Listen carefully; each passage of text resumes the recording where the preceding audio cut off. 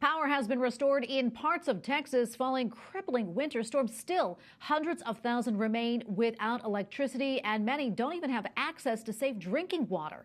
Correspondent Mark Irons tells us how Catholics in Texas are responding to those most in need. We have a lot of homeless people.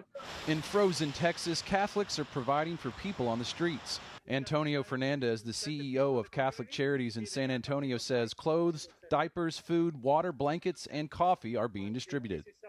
This is what Jesus asked all of us to do, is to go out to the streets and serve them and treat them like anyone would like to be treated, like we would treat Jesus Christ. So this is our priority, our mission. And we're blessed to do this. In Temple, Texas, outside Austin, St. Mary's Parish is using its extra space to care for victims of the winter weather. I just looked out on my campus and I said, I have this big building and it's doing nothing but consuming heat and electricity. Father Curtis Wiedenfeld opened the church doors. He says it's one of the ways to live the gospel. Going out and clothing and feeding the hungry and giving drink to the thirsty and shelter to those in need.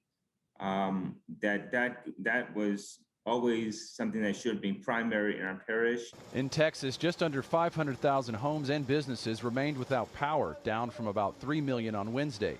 The mayor of Austin says the state was unprepared. Our power system wasn't hardened to be able to take the really low temperatures.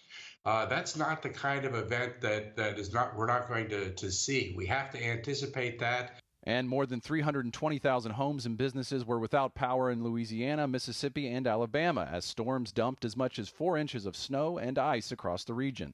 The church continues to serve. This is our job and our responsibilities. In Washington, Mark Irons, EWTN News Nightly.